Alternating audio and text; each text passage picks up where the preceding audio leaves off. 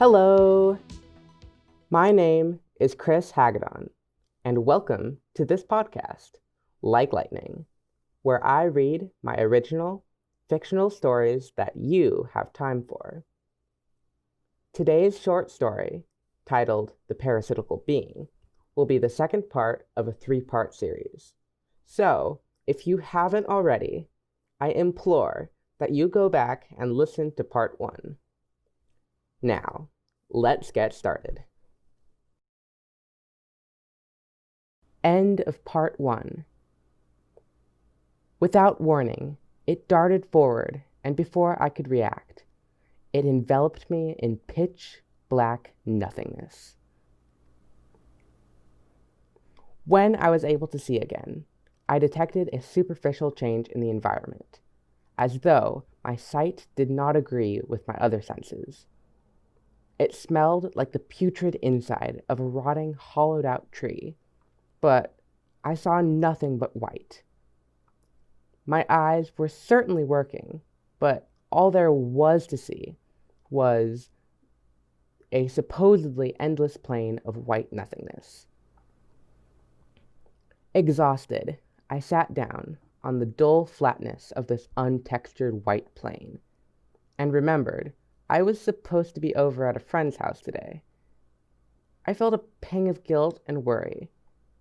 I couldn't imagine what my parents and friends were feeling while I was gone. Would they be upset? Probably. Somehow, being trapped here was my fault. No one knew I had been trapped in an illustrious forest that leached off of a magnificent tree. Surely, that was reason enough to judge me. Not only was I odd-looking, not only was I unbelievably awkward, and not only was I a complete and utter failure when it came to communication, but I was also someone who couldn't find a way out of this endless abyss of sharp, blinding white. I was someone who was unintelligent and took too much time to process things. I was someone who overthought every little detail. Someone who simply couldn't get out of his head for a single moment. And someone who doubted his response to everything. I had trapped myself here, I thought. No one else knew this feeling, right? Surely, no one else had visited this land of terrible nothingness, after being attacked by a shadow with deep-seated resentment towards their very existence.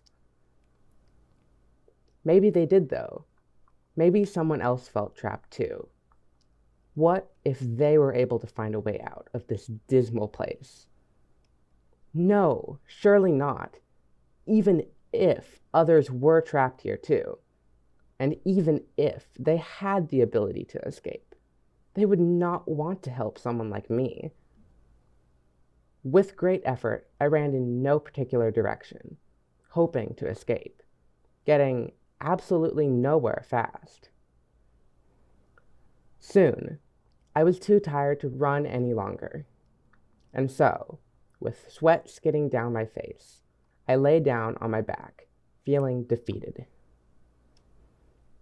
I lay staring into whiteness that completely engulfed me. It was empty. No one was here. The ground was neither hard nor soft. It was neither cold nor hot. It was a nothingness so incomprehensibly dull. It was the least anyone could ask for. Thinking of nothing better to do, I decided sleeping would help me escape this nothingness. I mused whether I was in a dream. It sure felt real. Was it even possible to become drowsy in a dream? If so, could I drift off peacefully, or would I be stuck in a state of uneasy rest? Really, who could know such an arbitrary question? Certainly not me. Suddenly, my mind was interrupted from its own trap of thought. I was pretty sure I was able to see an interference in the plain, unending white. Perhaps a figure in the distance? If this was indeed someone, who could it possibly be? Did I know them? Probably not. Could they help me? Did I even desire assistance? Or was I past all hope of escape? Yes, without a doubt, I wanted to free myself from this evil place. Even though I didn't have to put in any effort to stay here, this place was evil. Even though I knew it would be so much trouble to leave, I knew this place was wrong. It was subtle, yet that could not take away from the very fact that this place was no different than the purest, blatant forms of evil. I resolved that if I could acquire this person's assistance, then I would strive to flee with them. Now, I could see this person clearly enough to distinguish them easily from the stark, blinding world of white. I saw someone who seemed around my age, maybe 15, running towards me at an impressive speed.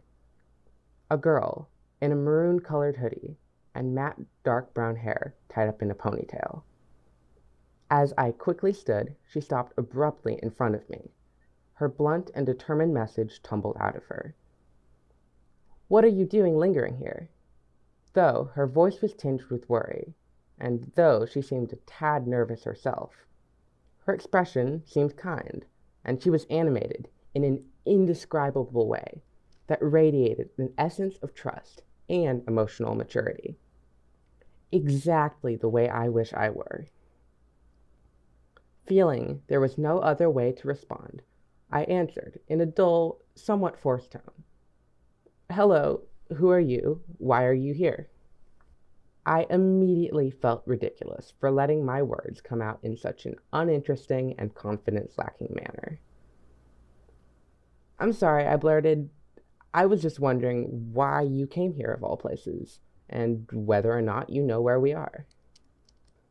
She gave me an understanding look. I began to quickly ramble. "I hate this place.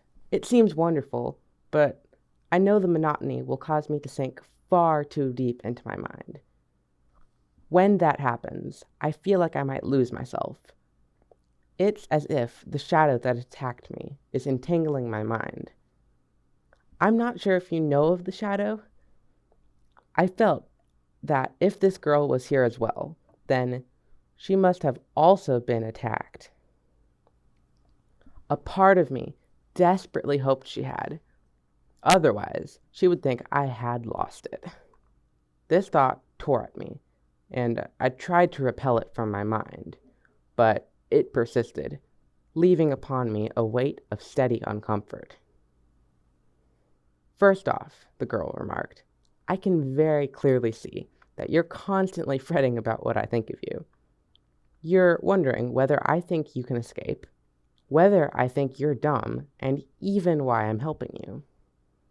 "Yes, that's exactly what I was thinking," I said with tentative surprise. I wondered how much she knew. Maybe she had been through this before, or maybe she could tell just by looking at me. That made me nervous. Was so much that obvious? Quickly, a wave of embarrassment crashed upon me as I realized I had interrupted. I made sure to remain silent. Not seeming to mind, she continued. "Sometimes I visit here," she said. "Not on purpose, of course, only from time to time. I really try to do it less often, but sometimes it draws me in. I am very familiar with this realm. But even though that is the case, I despise this place." "Hey, that rhymed," she stated as she chuckled aloud. Something I know I would never do. "So, you know where we are?" I questioned. "Yes, of course," she replied. "Many people visit here and simply don't realize it. It's really quite sad that they aren't able to escape from something they feel while not knowing what's there.